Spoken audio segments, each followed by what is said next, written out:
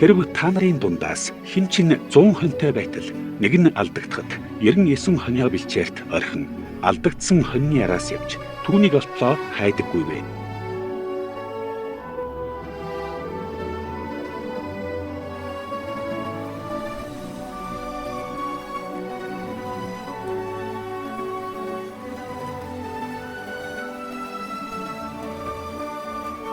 Тэгээд хонио олбол тэр баяртайгаар мөрөндөө тэгнэн гэртээ ирээд амт нөхдөө болон хөршүүдээ хамтан дуудаж би алдагдсан хонио олсон тул надтай хамт баярлах түн гин.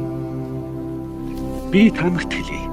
Мөн үүний адил гэмших шаардлагагүй 99 зөвхт хүнээс илүүгээр гэмшсэн нэг нүгэлтний төлөө тэнгэрт илүү их баяр хөөр болох болно.